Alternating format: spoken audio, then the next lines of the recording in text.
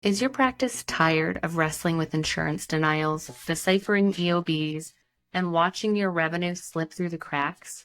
You are not alone. Welcome to The Claim Game, the podcast designed to cut through the confusion and provide you with the best practices for revenue cycle management success. We are Jeremy and Kathryn Zug, and we've been with people just like you in the trenches. Each week, we'll break down complex billing processes, share real-world solutions from practices like yours, and ask questions of the game makers and changers of healthcare so you can take control of your revenue. Let's turn those claim denials into deposits and help you return to focusing on patient care. It's time to win the claim game.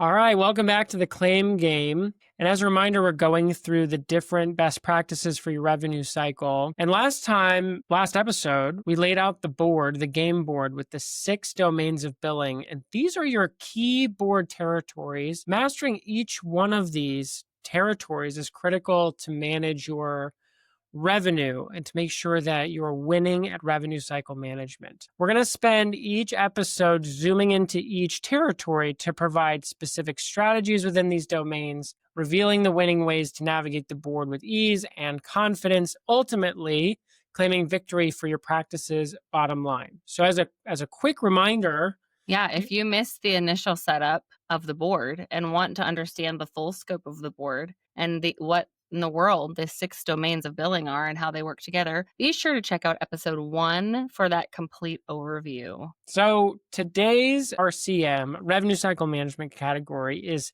payer selection, insurance company selection. Right. So we're in the credentialing territory right now. And so how do you pick the right payers for your practice? So we're going to get ready now to analyze the unique challenges and discover kind of the optimal moves to conquer this very first step in credentialing. So many healthcare providers select insurance payers really based on impressions from colleagues and hearsay. And so what we're going to do today is advocate for something a little bit more strategic, and that really entails aligning your insurance choices with your long-term practice vision. That's right. One of the things we see a lot at Practice Solutions, and we deal with quite a bit, are practices that they need billing. Mm-hmm. And we ask them, how many insurance companies are you credentialed with? And maybe you wouldn't be surprised, but we're oftentimes surprised by how high that number is. 12, or just 20. I don't know. A lot. I don't know. Yeah, and largely because they are throwing spaghetti at the wall. Yeah. And they're hoping that volume equals volume. And we're here to dispel that myth. So let's talk about strategy. There are 2 stages of strategy. First, you have to define what we're going to call your insurance mix, which is the number and type of payers and your balance of insurance payers versus private pay. And then secondly, the second stage is identifying specific insurance companies that fit your strategy. So we'll have strategy and we'll have insurance mix. Before anything else, in order to really pick a good insurance mix and to even start talking about payer selection, you really need to clarify your practice goals. How many hours do you want to work?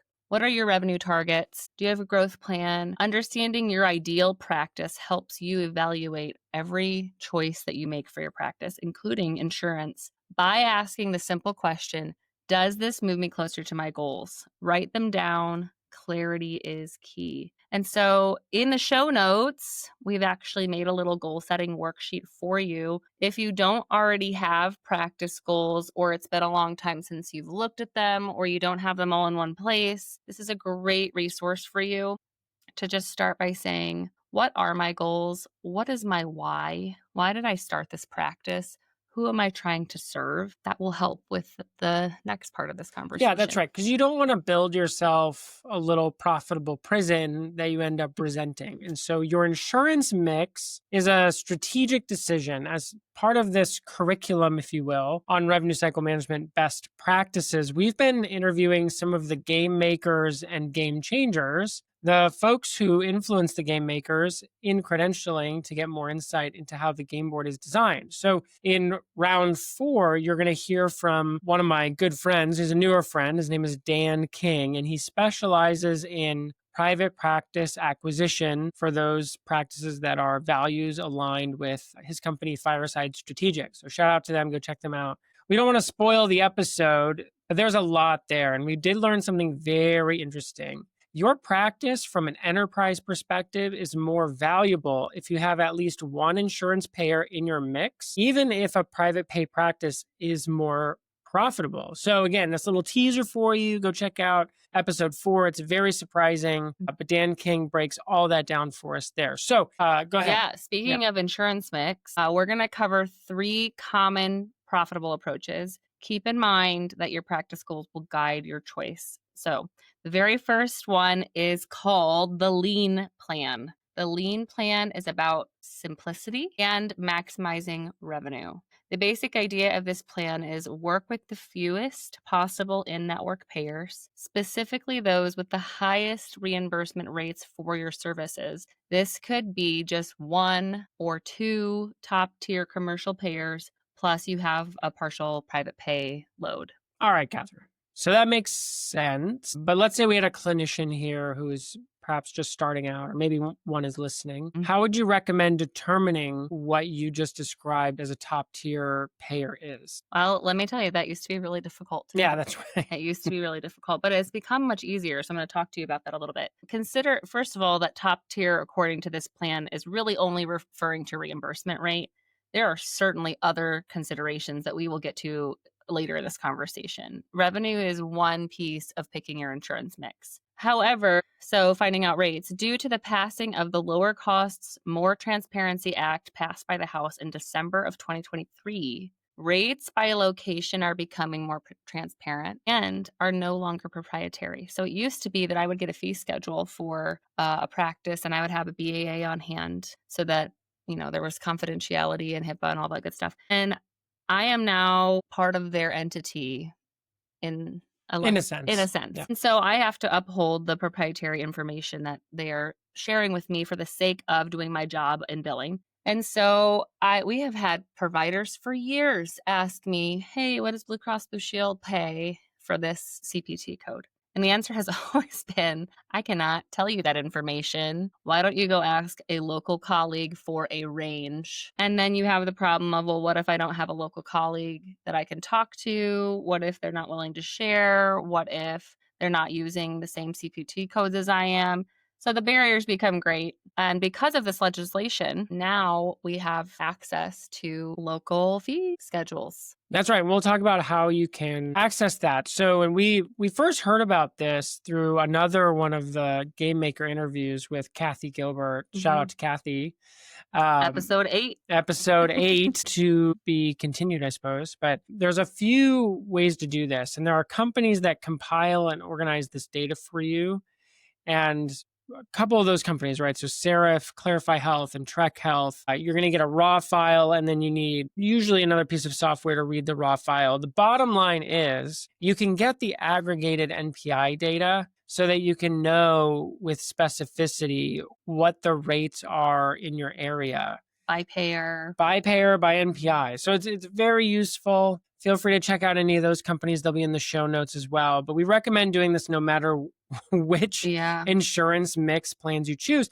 Right. I was just talking to a provider today, actually, and he was saying that he went to negotiate rates with a payer once, and they were trying to pay him like $65 a session when he knew another provider was getting paid, a clinician getting paid in the mid 100s. And so he was able to negotiate on that basis. That was very, very useful information. Correct me if I'm wrong, but I think the 3 companies we've mentioned that we're also going to put in the show notes, Serif, Clarify Health, and Trek Health, they actually interpret the data. They do. So you don't need to have a third-party software. That's right. They're the ones that will take those raw files that other people can't read and make it legible. That's right. That's exactly right. So I would reach out to them directly and find out. But yeah, we recommend that for sure. So Kathryn, what is the main advantage of the lean plan as you've seen in your experience? And what do you see as the downside? Yeah. So just as a reminder, the lean plan is picking one or two high reimbursement commercial insurance companies in addition to a private pay. This is really maximizing your revenue. So main advantage, if it's not obvious, is that you're going to have a higher average reimbursement rate per patient visit. And maybe a little bit of a less obvious one is that when you take less payers, if I'm talking about only taking one or two insurance panels, that means that my administrative burden is so much lower because you don't have to be an expert at managing a bunch of payers. You just have to be an expert at managing one or two. And if they're the right partner for your practice, that can be very easy to do. We'll talk a little bit more about what some of those administrative burdens might be, but they can add up really quickly. And just keep in mind, every payer, while the process of revenue cycle management is the same from payer to payer, the keystrokes are not. And so when the keystrokes differ, now I have to learn how to do the same thing in a bunch of different systems. It becomes very difficult to do a lot of the administrative stuff. So I also want to say that even a small difference in rate per visit added up over a year can mean tens of thousands of dollars more in annual revenue for a solo practitioner compared to being in network with numerous slightly lower paying plans. It was, maybe you remember, I was talking to a provider in Chicago, and he very flippantly had said, "Oh, I don't mind if this payer pays me a few dollars less." Yeah, you should. You should care. Yeah. Yeah. Because if you look at the math, and I'm not the math person, Kathryn knows this. People listening to this probably know this, but if I see 30 patients a day, right, at $80 per appointment, for some of you that's low, for some of you that might be high, who knows? How much less would you really make if you only collected $75 per appointment? Help me out here, Kathryn. What's the math look like? Well, that would be comparing, let's say 5 days a week, you have 30 patients at $80 appointment, and we're not going to take any vacation. Let's just say 52 weeks a year. That comes out to $624,000. That's a lot. Yeah. That's pretty good. Let's take just $5 off per appointment.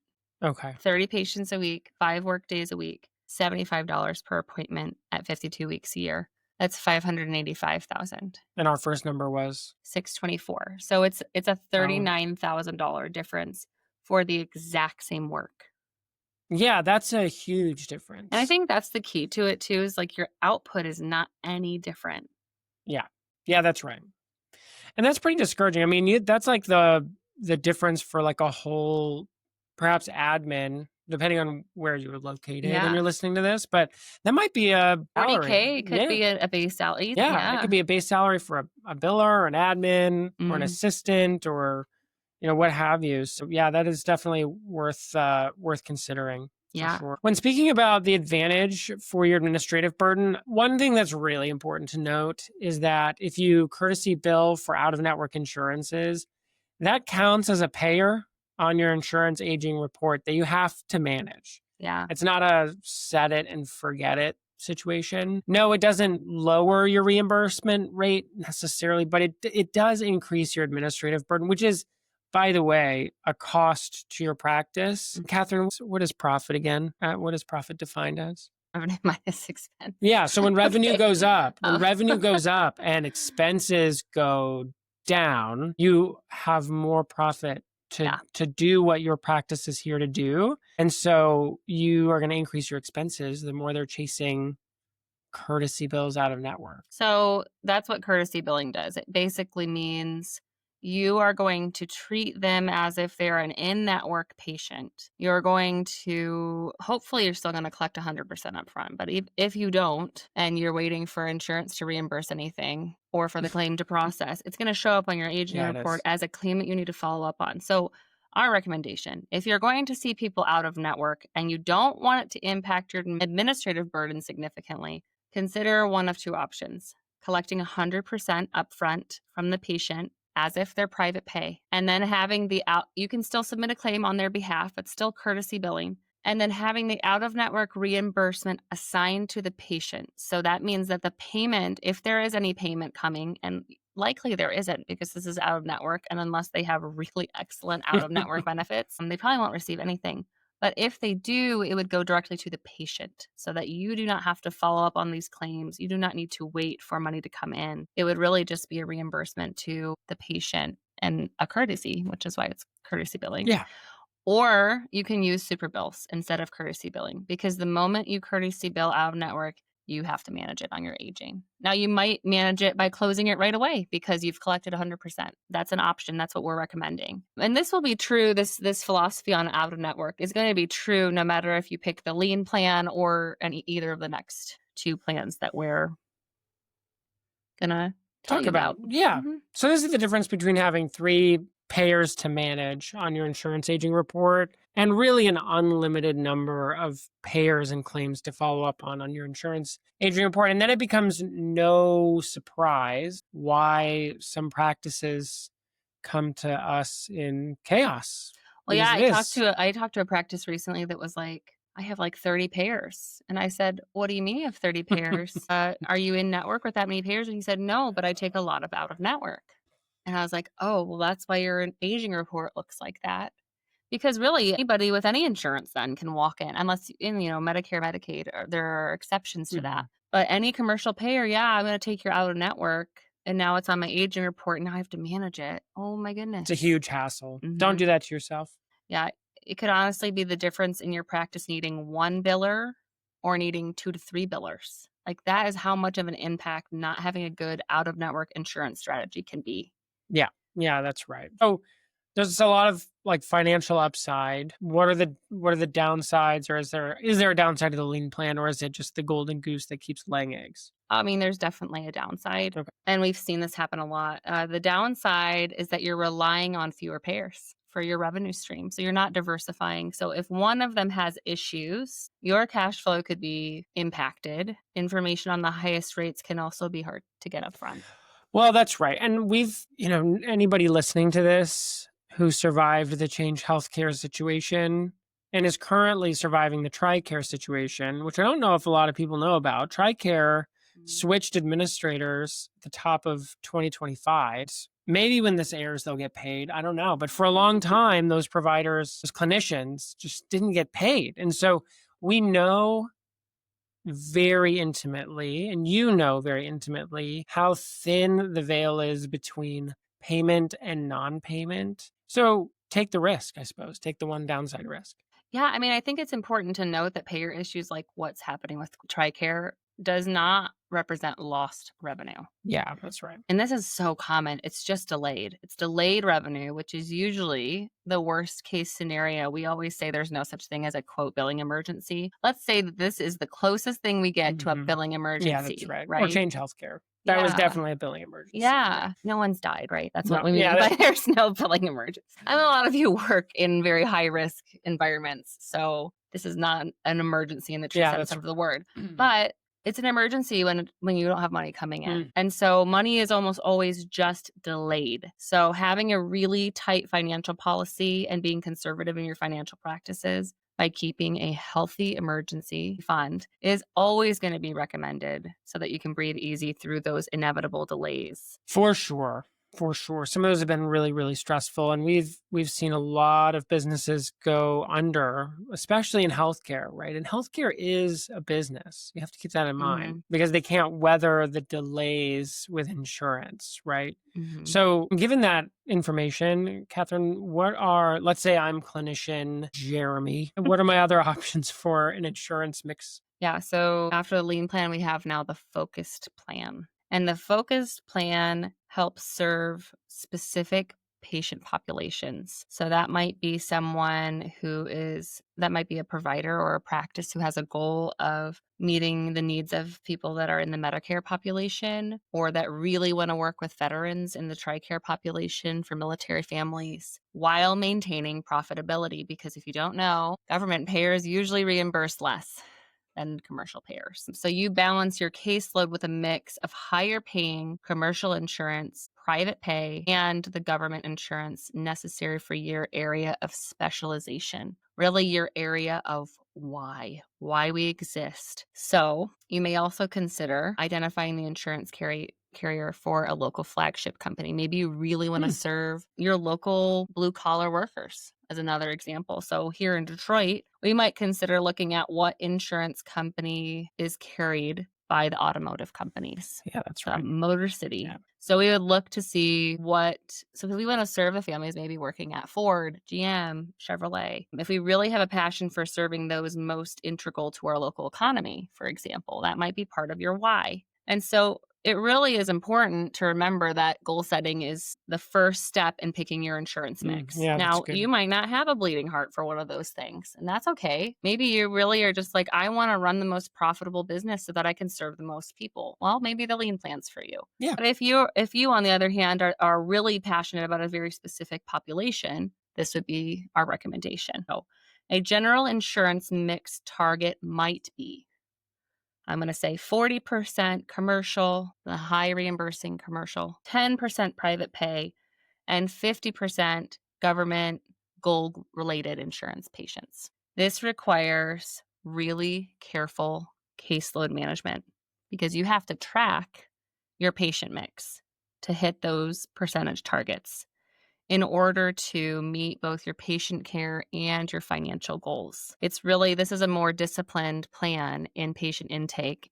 So you'd have a really good front desk person doing this. And it takes consistently collecting what you're owed. Which is always very difficult, it seems like, but you can do this. What's the main advantage and downside or downsides of the focused plan?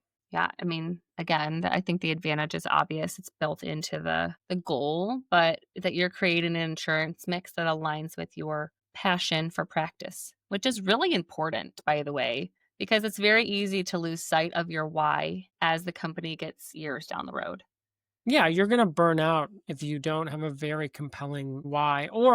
And there's no shame in this, but start your practice and then realize it's not for you and then go work somewhere else. But those providers that go this route are usually very motivated. So stay connected to that. I think that's really, really important. Yeah, exactly.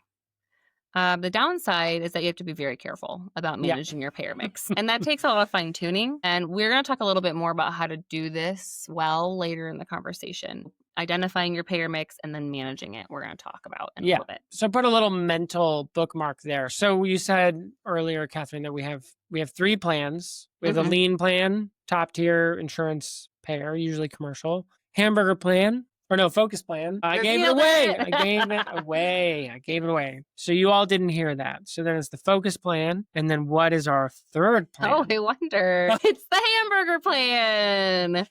Okay, why is it called the hamburger plan? Because for a long time I was like, what? The hamburger plan? Yeah. Okay, that's right. This involves being in network with 1 or 2 high reimbursing insurances similar to lean plan, but also intentionally billing out of network for many others, which we warned against, but we also told you the right way to do that. The benefits include seeing patients with out-of-network coverage and more flexibility with your rates for these patients, since you're not bound by out-of-network contracts. So you can sliding scale all you want with those out-of-network or not. Up to you. But we call it the hamburger plan because of the mix of In-N-Out, which sounds like the popular In-N-Out burger fast food. Yeah, shout out to In-N-Out. It's amazing. It's incredible. West Coast is the best coast. They are not our sponsor for this episode. They are not. No, they're really good. Fun. Go get yourself some fries. I did not grow up around an In-N-Out, and Jeremy did, and so I don't really get the craze. But. Yeah, they're amazing. It's okay. So go get yourself some In-N-Out if you're listening on that side of the country. Okay. So this is probably our least preferred strategy, which is why it is our third option. There's still administrative load for out-of-network billing, and success really hinges on your practice's ability to collect effectively from patients at the time of service, as reimbursement from the insurer to the patient is not guaranteed to cover your full fee. Yeah, that's right. Yeah. So what's the primary advantage and or downside of the hamburger plan? Well, I would say the main advantage of the hamburger plan is perception. And as you know, perception is reality. Perception is reality for sure. So whether we like it or not, perception can be reality. And this applies to customer perception and experience. So if a customer thinks you look more helpful by taking their out-of-network insurance, they're more likely to see you even as an out-of-network client. Yeah, here's a fun fact for you. So for certain healthcare verticals, you need to check on this for whatever healthcare service you provide. The patients are more willing, like 4 times more willing to follow their preferred provider out of network. That's is that 400%? More likely, is that what that is? 4 times 400%? Oh, More likely to follow their clinician, I want to say yes. their provider. Yeah, maybe. So you just might have an easier time building a caseload. Yeah, that's right. For sure. I mean, the main downside, which I'm going to just beat the dead horse on, is the administrative burden. Make sure you have an out-of-network insurance policy that compensates for that administrative burden, like we discussed earlier in this conversation. Yeah, no horses were harmed in the making of this episode. So I'm like, maybe that's not a good phrase to who use. knows? I don't know. With each of these plans, whether you resonate with the lean plan, the focus plan, or the hamburger plan, it seems like there's 2 things, and you can correct me if I'm wrong about this, to keep in balance. 1, always keep your practice goals in the front of your heart and mind. And 2, your profitability. Why is that? This episode was brought to you by Insurance Billing Basics, steps for therapists to successfully take insurance. As mental health clinicians, you're experts at patient care. But let's be honest, insurance billing isn't usually covered in grad school. We've felt that educational gap for a long time, and that's why we poured years of billing expertise into one game-changing resource, our book, Insurance Billing Basics by Jeremy Zug. Think of it as the crash course in revenue cycle management you never got to take, like putting on corrective lenses to truly see how insurance works and how your practice's billing can improve. Whether you're already taking insurance and want to feel more confident in the basics, or you're ready to finally take the plunge and start, this book is for you. It's truly the best $20 investment you can make for your practice. Ready to gain clarity and take control? Get 15% off Insurance Billing Basics today by clicking the link in the show notes. Yes. So the 2 things you have to keep in balance are your practice goals, which is why we have that initial worksheet for goals, and then your profitability. And we have actually developed a really helpful resource to walk you through, first and foremost, your target hourly rate goal. Okay, say that again, because that's a really important thing you just said. Say it one more time. Your target hourly rate goal, right? Which in order to do, you need to have part of the worksheet really analyzes your expenses and what you need to operate. It looks at what you want to take home. It looks at your taxes. It looks at what you want to reinvest in your business. We will actually show you this resource in a little bit, but it will help you do that. It will help you then analyze the fee schedule of an actual payer. Say, is this fee schedule going to help me hit that actual goal? That's very important. Or is this mix going to help me? Because maybe one of them doesn't. Maybe your goal, your Y company, does not hit your goal. That is okay. That is okay. All that matters is that the mix meets your goal. So it's very tactical. It does take some data analysis and time in order to fill it out accurately, but it should really tell you exactly what to target and if the payer you're analyzing will help you reach that target. So I want to show you this resource. And for those of you listening, I will do my best to talk you through the resource. Take a listen. Okay, so the Identify Your Ideal Insurance Mix worksheet has different parts to it. The first part is where you're going to calculate your target hourly rate. In order to do that, you first need to look at your operating expenses. And so we've included this little chart for you to enter in different expenses by categories. We've got, software and subscriptions, website and domain hosting, continuing education, insurance, office supplies, rent, utilities. So you're going to fill this out as comprehensively as you can, and there's a couple places for other, and it's going to tell you what your total annual operating expenses are.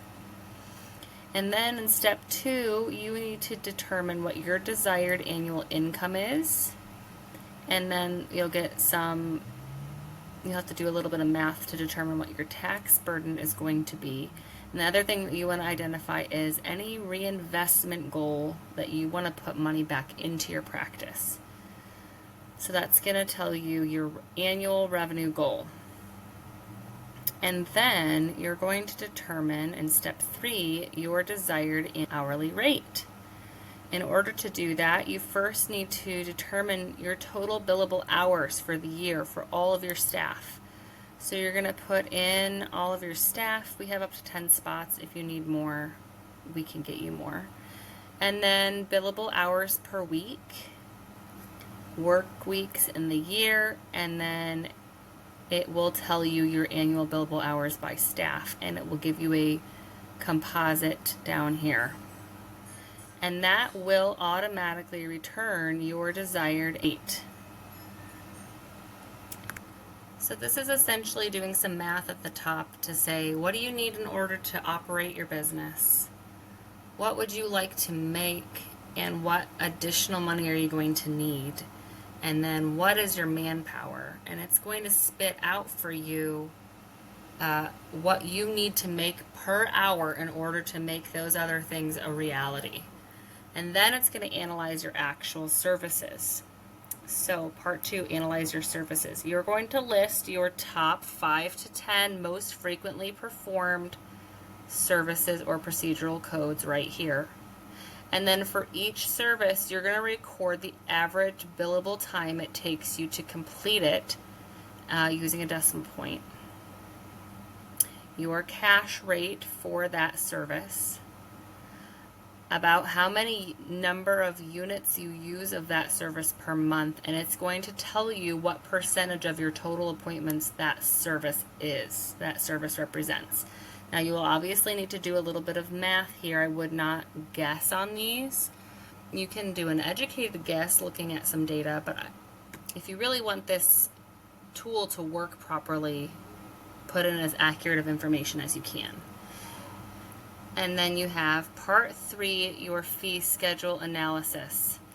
This section helps you analyze the potential revenue based on an insurance company's fee schedule and your practice mix.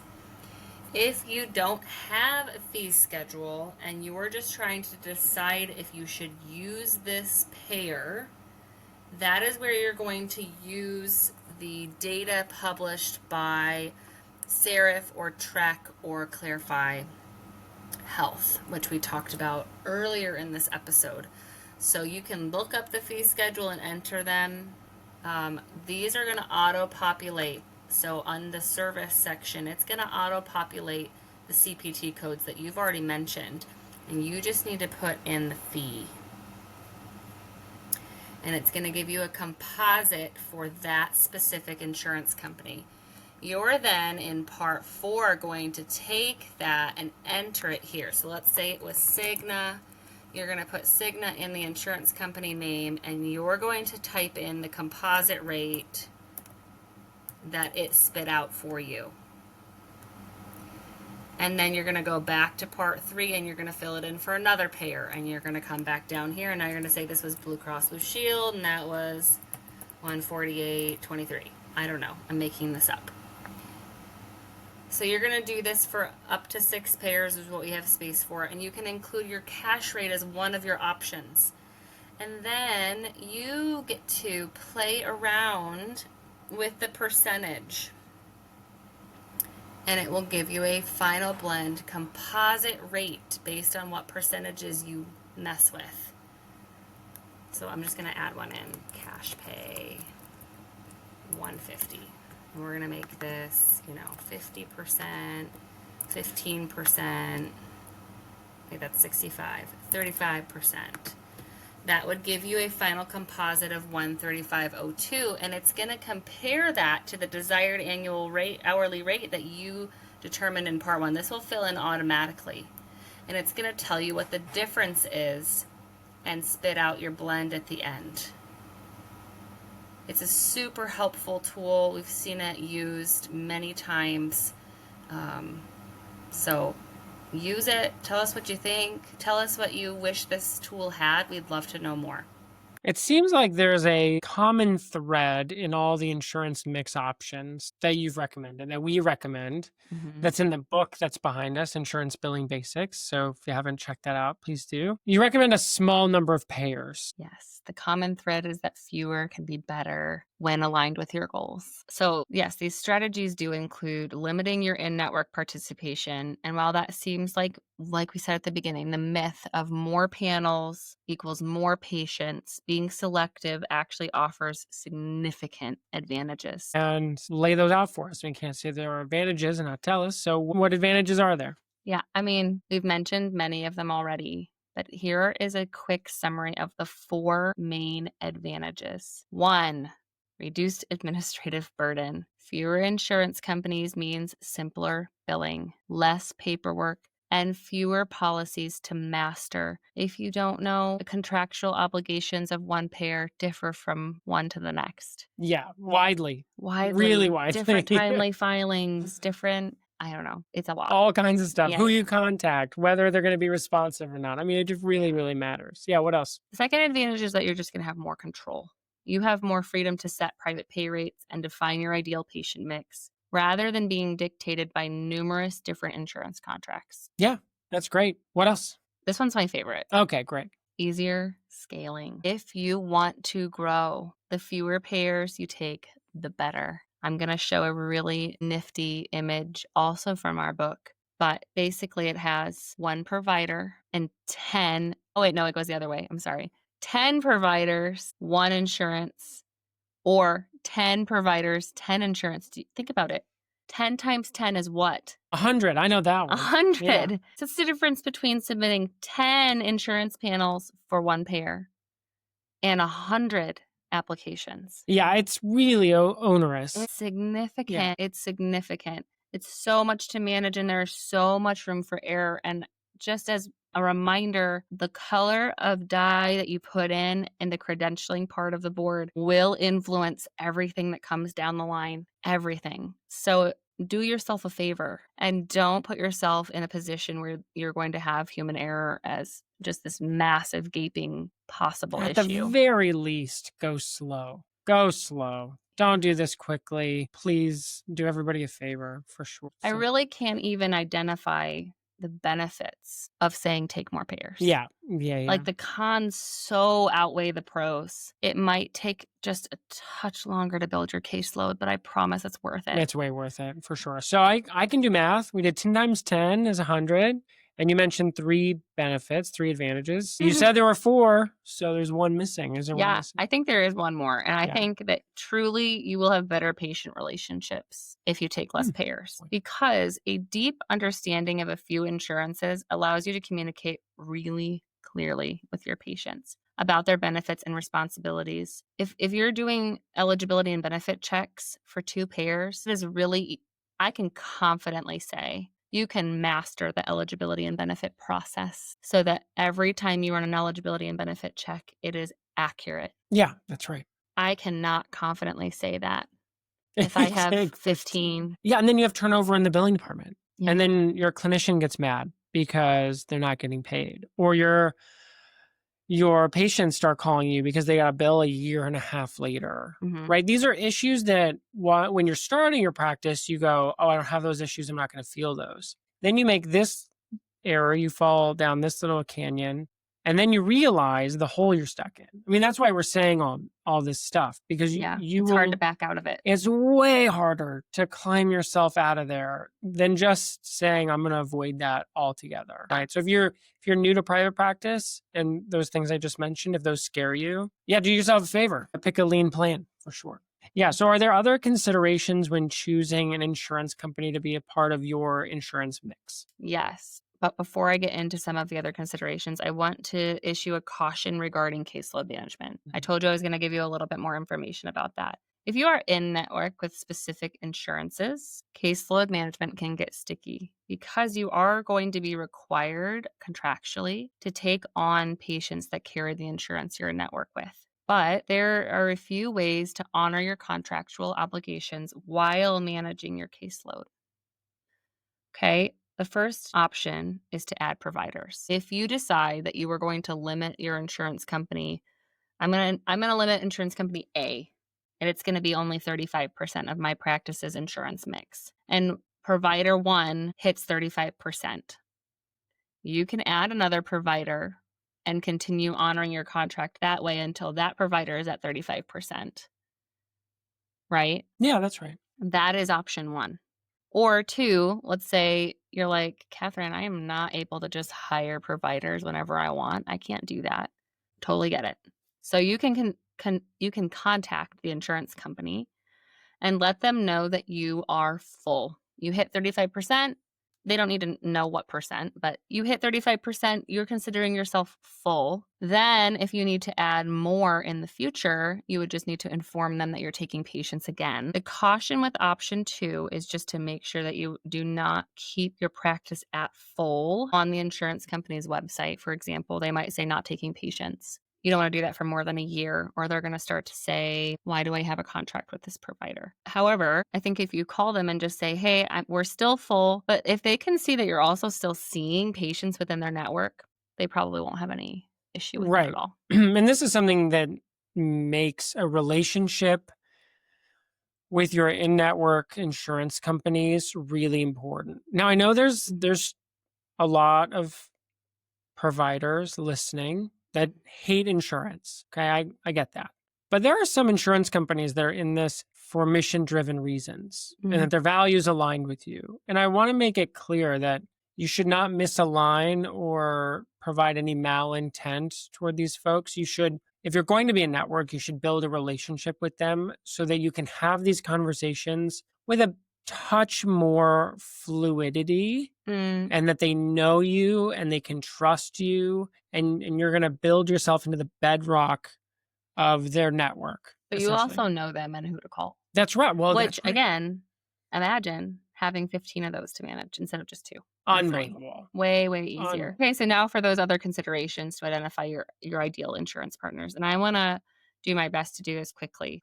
The question, which insurance is best, is practice specific. And here's how we find your best partners. First, let's start with an external research project of sorts. Consult colleagues. Ask trusted local healthcare providers in your field about their experiences. Which payers are easy to work with?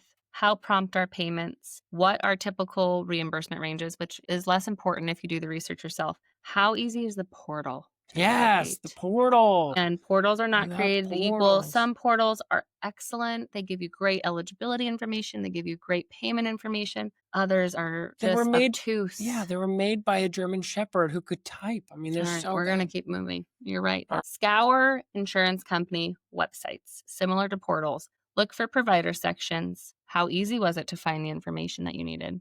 Crucially, are they accepting new providers in your medical specialty and area? A closed panel means a denied application, so you might as well not even submit it in the first place. But in general, the easier it is to find the information you're looking for, probably the better partner they're going to be. They're communicating clearly. You might have to call to get the information about if the network is open. Next, evaluate market dominance and rates. Again, we've already said this. And there are those 3 companies, Serif, Clarify Health, and Track.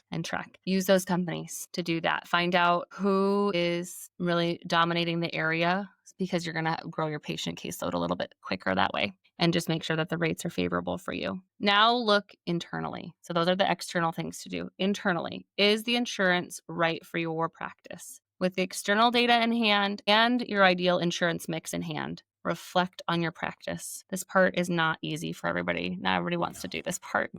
There are some considerations here. Time. Ask yourself this question.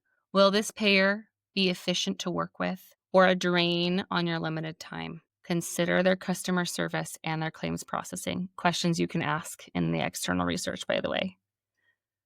Second thing, cost and revenue. Is the potential revenue worth the time and effort of credentialing and ongoing management? Another question to ask externally, how long did it take you to get in network? Because what they publish might not be the reality of the situation. How many times did you have to resubmit, etc.? How hard was their application to understand? Next, workload. Can you or your staff realistically handle the administrative demands of another payer without burnout? Yes. And then morale. Just again, you might think this is totally woo-woo, and that's fine, but it will help some of you. When you think about partnering with this company, does it feel like a positive step? Or does it fill you with dread? Let's say you already have an insurance mix and everybody's been hyping about this one that you feel like, okay, I just have to get on the bandwagon. Close your eyes for a minute. What does it make you feel? Choose a partner that aligns with your well-being and your practice vision. If you need help doing this, we're going to add a resource here for evaluating a company with those external and internal questions to get answered. Yeah. So at this point, let's just recap what we've heard so far. So to recap, choosing insurance partners is a vital strategic decision for any medical practice, any independent practice. 1, anchor to your goals. Define your ideal practice first. 2, select your mix strategy. So choose an approach like the lean focused hamburger plan that aligns with these goals, and use the awesome resource we made to help you decide whether your pricing is putting you out of business or keeping you in business. I mean it. This resource is awesome. It's really Not good. trying to toot our own horn. It's a really cool It's very resource. good. Consider fewer is better. Strategic limitation often trumps casting a wide net. And research. Investigate potential payers. Evaluate them against your internal needs, time, cost, workload, morale. Taking a thoughtful approach helps you select insurance partners that support rather than hinder your journey to a thriving practice. That's absolutely right. Yeah. Okay. So that wraps up the RCM best practice segment of this episode. But we always have one more segment, at least one more segment. At least one more. And that is the case study card. We always look at case study cards to help us play the game better. So I know Jeremy picked one out for today. I did pick one out. We're not going to use real names. I actually have 2 picked out, but for the sake of time, we're only going to do 1 because they're also very similar. So I wanted to tell you the story of Dr. Eleanor Vance. And this is a practice. No. You just picked that Yeah, up. it's a fake name, real person. Dr. Eleanor Vance. Yeah, there's like If that's your name out there, it's not about you. That's not you.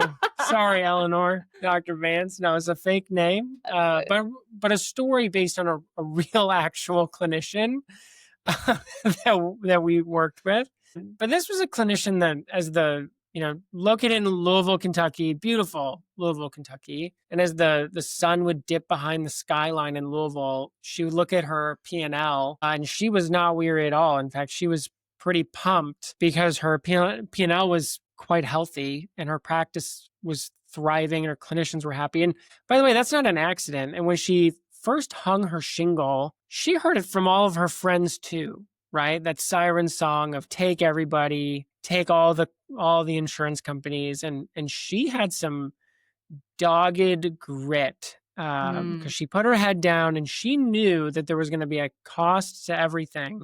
Bless her analytical mind. She saw her area. She knew the demographics. She had done her research. And Louisville is a really big tapestry of folks and community. And there's one big payer there. We don't have to mention who the payer is, but there was one major payer in the water that Louisville's fish swim in, right? To use a weird analogy. But she knew with precision that was the one payer, that she was going to take. And so it was a really bold strategic decision, but she only took one payer. No other acronym-laden payer was going to do it, and they would remain firmly out of network. And she didn't even submit super bills or courtesy bills or anything. It was just don't take them. And again, that's a policy you can choose. Her policy, and her colleagues did not like that. That was not a very popular decision that she made. But again, in the background is they're yelling diversify, and they're working late and nights and weekends and missing soccer games and important life events. She goes home at 4:30 every single day and doesn't worry about much. Her niche was child psychological testing. This was a practice in that space, but this can apply to any of you in a variety of spaces. But she became the expert in her area with one payer, and everybody with kiddos knew where to go. There was no wrestling with idiosyncratic claim portals. Her front office is clean, lean, revenue generating machine. And that's how they operate. Referrals flow in. She has no... Can I just butt in here for a second? For sure. When you pick a strategy that makes you less stressed, you can become the best at what you do. And the referrals will flow in, because when you spend all of your time, and I've seen this over and over and over again, when you spend all of your time and your mental energy thinking about billing issues, which a lot of practice owners do, you are not focusing on how to make your practice better. And I think Eleanor was her name, right? Mhm. I think what Eleanor did well is that she got to spend time working on her business Yeah, that's right. because she chose a very principled stance here. That's right. And it didn't happen overnight. But let me tell you, from when we were working with her, she outgrew us, to be quite frank. And she's still there. Which she should. She's Bring doing it in-house at some point. It's going to serve you better. it. Is. She's cranking away, but she had no complaints. We didn't talk to a single clinician there about pay or reimbursement or billing issue, this or that. They all knew what was expected. And some of those clinicians are still there. I mean, years later. I mean, she has very low attrition. Her clients don't complain. She has a wonderful work-life balance. And I know I'm painting it to sound rosy. I'm sure she has her own operational bumps. But you can take that and contrast it with some of the folks that take 30 insurance payers, and they're stressed and they don't know what to do, and they don't know why something's hung up. Yeah, they can't. They're taking work home every night, or they're missing every soccer game and every meal. And they're thinking about downsizing their personal caseload to take on some of the billing burden. How many times have you heard it? 100 times. 100 times. And this clinician, that was never a concern. I mean, we never got a single late night email, call, text. It was a very stable situation. And if I were a clinician, if you were a clinician, she is the exact kind of person you'd want to go work for. Confident, calm, focused, direction-filled leader. Who has resolve. And their practice is doing really cool stuff. So it was a really good practice for us to watch these, we say they're theories, but they're not really theories. I mean, we got to see this play out in real time with a real practice, with real clinicians and patients, and achieve real results. So we're not trying to talk ourselves out of billing work, but we're just trying to tell you what we've seen work over time. Yeah, we want to help you in this podcast win a revenue cycle management. And we're not doing that one. No, we're not going to do the second one because we're going to run long. But that's really all we had for you today on today's episode of The Claim Game. We really hope that every piece of content that you interact with, every podcast you listen to from us, gives you a clearer path for selecting your insurance game partners. So join us next time on The Claim Game podcast. What are we going to be discussing? Initiating the game, which is our way of saying, how do we understand the credentialing process? What is involved in the credentialing process? It's really an overview because we're going to actually break down each step in later episodes as well. But until then, keep building the practice you envision. We'll see you next time. If you enjoyed today's episode of The Claim Game, please take a moment to leave us a rating and review wherever you listen to your podcasts. It really helps new listeners to find us. Make sure you never miss an episode by subscribing to The Claim Game on your favorite podcast app. Your feedback means so much to us. We want to provide valuable education about revenue cycle management. So if there's something we didn't cover in our topic that was a burning question for you, please let us know so we can try to get you the information you desire. You can find the links to all resources we mentioned in this episode in the show notes. And if you want to dive deeper into our resources, we have two places you can do that. First, you can go to our blog at practicesol.com/blog, where we have 8 years of educational blogs. If you want to learn more about what Practice Solutions does, reach out. We'd love to hear from you. Just go to practicesol.com to learn more and to connect with one of our awesome people on our team. Thanks for listening. We are Jeremy and Kathryn Zug, and this is The Claim Game. See you at the game table next time.